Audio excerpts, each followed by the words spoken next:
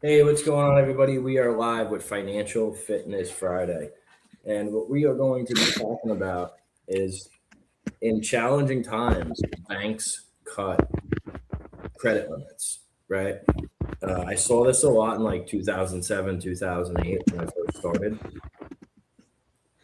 And, one of the biggest parts of this is like there's no advanced warning, all right? So you could be waking up, going to bed with $100,000 Amex card and a $250,000 line of credit, and you wake up and you get a notification that, hey, they just cut your card, to 25,000 and your line of credit to 100,000.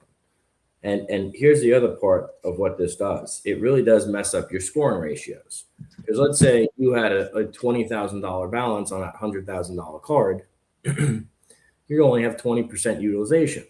Now you have a $20,000 balance on a $25,000 card, and you're at like 80% utilization. And the problem with that is it's going to drop your credit score.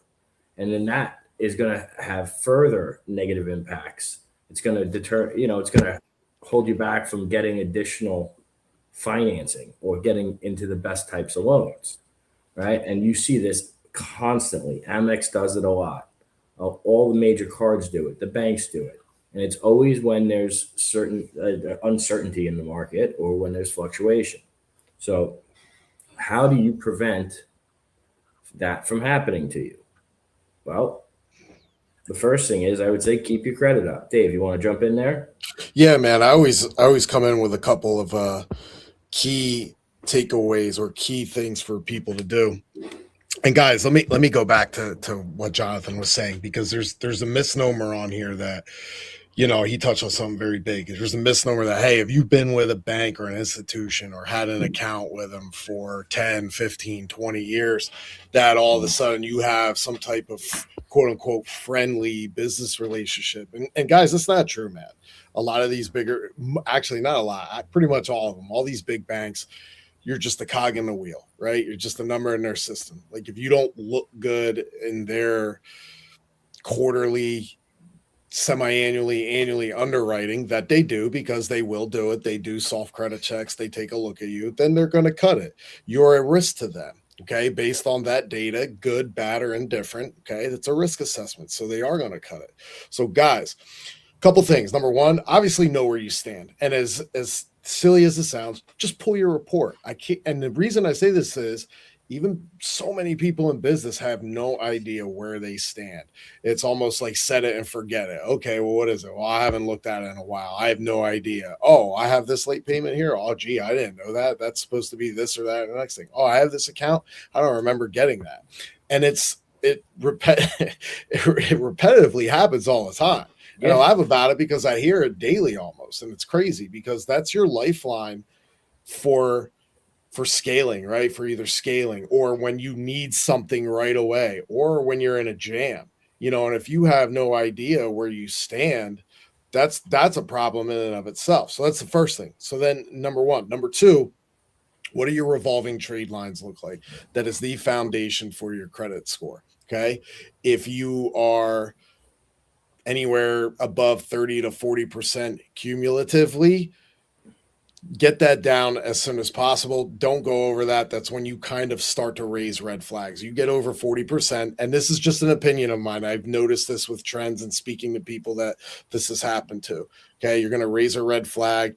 You're going to start getting pulled. You're going to get looked at. Oh, okay, they're above 40%. It's a little risky. We're just going to cut it. They cut it first and then notify you, usually a week or two later. Mhm. So that's that collectively. Now look at it on an individual basis. Where do your cards stand individually? Do I have one here? Maybe that's 20%. Okay, but I have one over here that's 70. 70, that's a little problematic, but that 70 doesn't have to be that high. Okay, you could have $1,000 credit limit, have a $700 balance, and you're like, oh, I only owe $700. That's a Mhm. drop in the bucket. I'm not going to worry about it.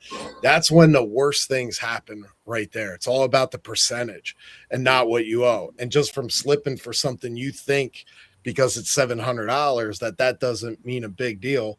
That's the bigger deal because of that percentage. So look at these things. Now, two things with that, knowing where your percentage of utilization, if you can get that stuff paid down or paid off as soon as possible, or if not, as long as your scoring and other metrics pan out, I always suggest roll that into some type of debt loan if possible, as soon as possible, to clear that up, to get it off those revolving trade lines. That'll actually help you more in the long run than keeping that stuff on the revolving trade lines. It's cheaper too. Right. And the main problem really, it is revolving trade lines, because financial institutions, okay, well, you have an installment loan. Well, that's for a set time, for a set payment, set interest rate. We know that, right? Same thing if you have mortgages. Same thing if you have an auto loan. It's the revolving trade lines, man, that can kill a credit report in an instant. Doesn't matter if you pay that stuff on time or not, right? Like if you're overextended or over leveraged, that's where the red flags come from. And guys, they look at it and they'll look at like how long it's been like that, right? So if you have a card that you're not paying down to zero and it's staying at 50, 60, 70% utilization, eventually that's going to catch up with you. Make sure you're doing big chunks. And if you want to know how to do it, just use the waterfall method, right? And the waterfall method says, hey, any extra disposable income I have, I'm going to use it to pay off the card with the highest interest rate, get that thing paid off, and then repeat the process for the next highest card, right? And that will keep you guys in good standing and having that access to credit and financing when you need it. Because the worst thing you could do, okay, is have bad credit and then go need to borrow money. Right? I say it all the time with business lending. The best time to apply is when you don't need it, because you're going to score out higher and you're going to get better terms, right? And then just use it responsibly. That is a big deal, guys. And I think one of the worst things you could do is start a business with bad credit, because then you are basically bootstrapping it until that credit is fixed.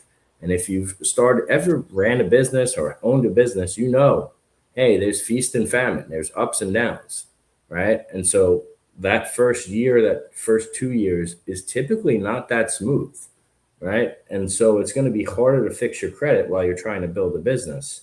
And so that's why I tell you, if you're going to start a business, start it with the best credit possible.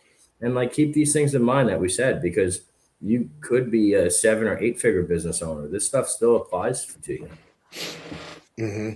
Yeah, man. The crazy thing is, man, we had probably 3 or 4 years ago, and I'm not going to mention who he is, but a very well known business owner in Philly, who I think he is like a $200 million business, and same thing, never really looked at his credit.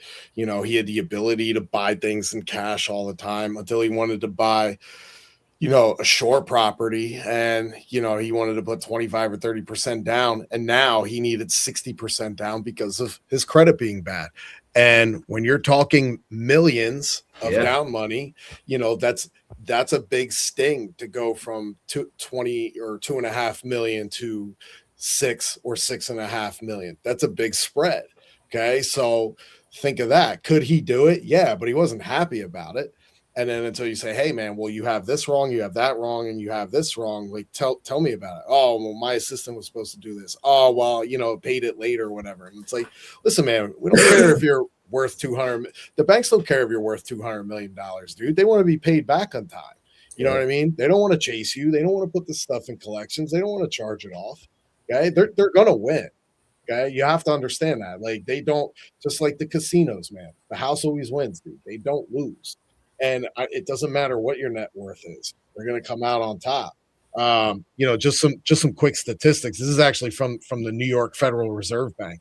End of Q5, right? Because we're already in the second Q, but this is when the most recent data was updated. Credit card balances are at 1.82 or $1.28 trillion. It's almost hitting 1.3. It's up 44 billion from the previous quarter, from Q3 of 2025, which was an all-time high.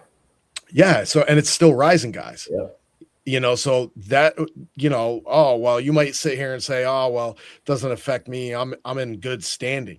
You don't know that, and I always go back to COVID, man, when FHAs, right? Like when COVID first happened, when especially the Pennsylvania market got weird, Dude, we were getting people approved for FHAs all day long. That was my specialty from 2016 until 2021, getting people approved for FHAs because of the barrier of entry. Well, that 620 now went to 700 for an FHA that's backed by private mortgage insurance, to where you don't need down. Now the barrier of entry to get in that was next to near impossible for most people, right? So don't think it can't affect you either, good standing or not. Yep. All right, guys. Well, look, you heard it here. Share the show with someone that needs to hear it. We appreciate you guys for tuning in, and we'll catch you on Mindset Monday. Take care, guys. Be great, y'all.